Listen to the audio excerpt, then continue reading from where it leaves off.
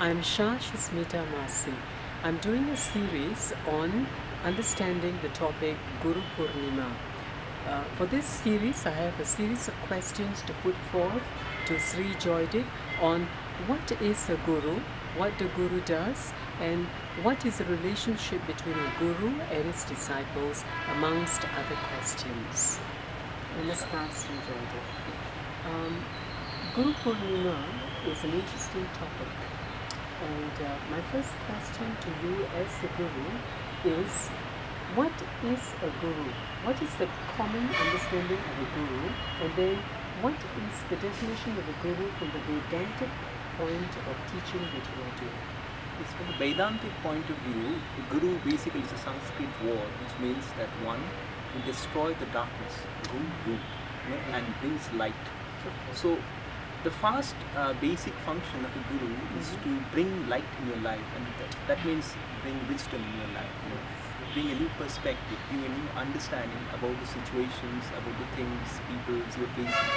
So it's like looking the life from a different angle, and he brings in that angle, and it's just, it's just something very amazing that some of your problems that you're facing in the life, some of the most rigorous problems you're facing, which you're not able to solve, is just because you were looking at it from a different angle. And once you shift the angle, it's a complete shift of your thinking. It's a complete paradigm shift of the thinking, and due to this complete paradigm shift of your thinking, it often happens that problem vanishes, it evaporates. So a Guru's function is that he tries to show you the life, everything surround the life, in a very different perspective. Though life is very, spiritual experience is very different than life experience. Though life, I'm not trying to look at life. I'm saying life is big enough. Life is big, But then spiritual experience is not life experience.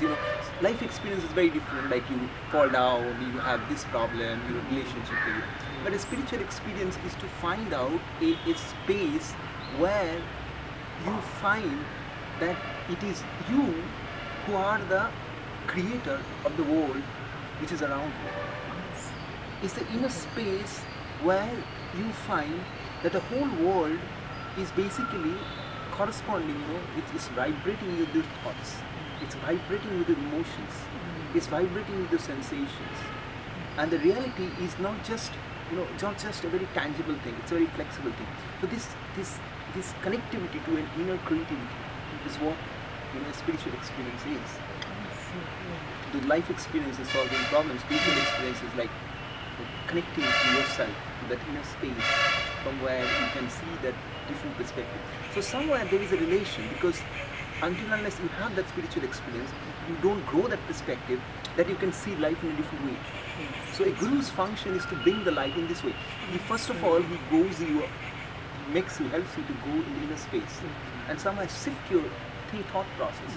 And with that complete shift, there's a change, the transformation comes into your life. And that is what the Sanskrit word means. He who brings light in your life. So the Sanskrit definition of Guru is? Guru. That means Guru is destroying the darkness. One who destroys the darkness. So that's the Sanskrit definition. That's what the Vedantic definition is. I just talk about what is the process of destroying the darkness. The process is like you help these people to connect with that inner space from where you can see the life from a different perspective. I have a question for you, Sri Joydip, and that is, listening to your response to my first question brings me to the next. Now, when you say the Guru brings you to the inner space, to the inner reality, would I be right to assume that? Yes. Now, it sounds very psychological as well, because as you said earlier on, if I understand you, a seeker of the Guru may have a problem that he's looking at, but the Guru helps him to have a paradigm shift, so that now the problem that he saw earlier is no longer a problem because he's shifted his perception. Yes. Is this a very psychological thing? Would you say that the Guru's work in spiritual field with his follower or disciple or student is a very psychological effect, or is it just different from psychology? You see, psychological is the part which is there. You know, you say that there is a growth of your mental condition.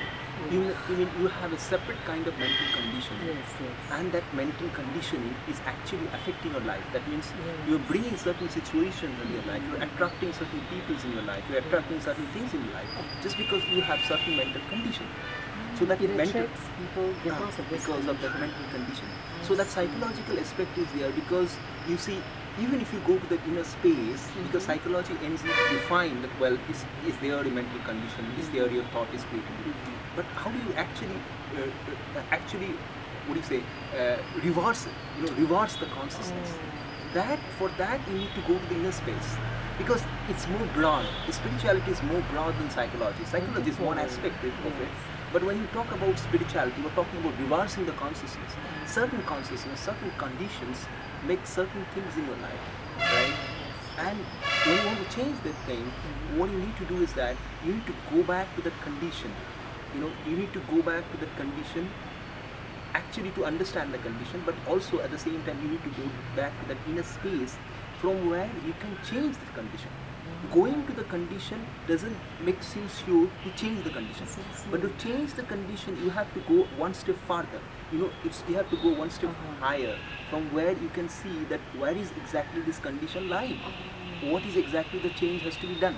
I see, and that is the inner space you're talking about. Absolutely, that is what a guru does. And that is more than psychology. Yes, it's more than, it's more broad. Earlier. If you're talking about psychology, is limiting the whole aspect. It's quite superficial. Yes, we're talking about an inner space which is deeper, which is more dynamic to change. That is what you meant by a paradigm shift. Yes. My next question following this. Now, many people would approach a guru. Now, you are a guru. You may have many different kinds of students approaching you to get help. Now, could you help the viewer to understand the different kinds of students you have tackled, and what kind of needs do they come with? Like, is everyone who comes to you searching for moksha, or are they searching for wealth? Maybe I go to a guru and he's going to bless me, I'm going to become a successful businessman. Another man may come to you and seek help through your teachings. They'll get a beautiful wife, or maybe a couple would get children. So not everyone, I suspect, would come to you to attain moksha. Would I be right to assume Absolutely. that? You know, it's like one point. So I actually think of moksha means liberation in something is the agenda which is last in the series. It's true. All agendas are there. And I think that, you know, all these agendas are also some way attached to the liberation. You know, if you see, look at from this direction, you are attached to to get a good wife or take good money. You know, first of all, you have to really transcend that attachment. That's right. Because liberation is what transcending. You know, you transcend these attachments towards wealth, towards, you know, what you say, karma, towards desire, towards different kind of theories, towards different understanding. So this transcending, if you have to transcend, first you have to go with that. You know. So I think that everybody who is coming with everything is okay, you know. They are coming with their own stage and they have a development to make from there. So that is the perspective of the guru then. He accepts them at which level they're coming in. He doesn't make a dictate, he doesn't dictate and say, you can only come to me if you have these qualifications. So the guru accepts them at their own stage. Absolutely. I mean that's the way it should be. That's the way it should be. The idea is that, you see, when you come to a guru, you know, it's basically, you see, when you have, as I said, there are different agendas with people come with, different solutions, different problems come in. And I think that with each problem, there is a material solution and there is a spiritual solution. When you talk about the material solution, you just wanted to solve that particular problem. But when you want to talk about the spiritual solution, you're trying to see that how this problem actually fits into the big picture. And it's just that realization that this problem is somewhere helping me to grow, to enlarge my consciousness, to become vast, to actually become more, feel more oneness with other people. These things, like these spiritual qualities, that it is also, this material problem is also a way to actually go and have a deeper spiritual sense. And for most of them, 99% people, that's it.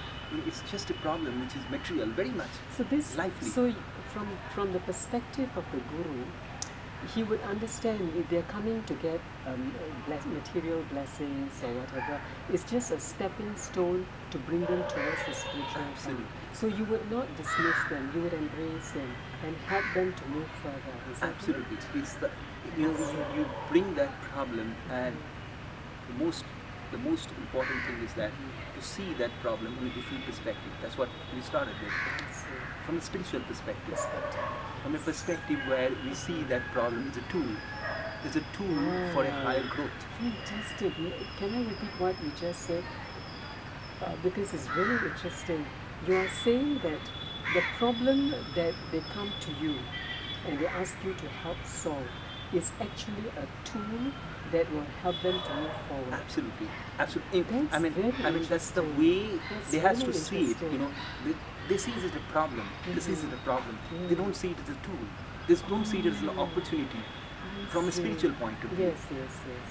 But whenever you look at it from a spiritual point of view, you see this is an opportunity for a higher growth, for a different understanding, for to enlarge your perspective. You know? So that's where it is.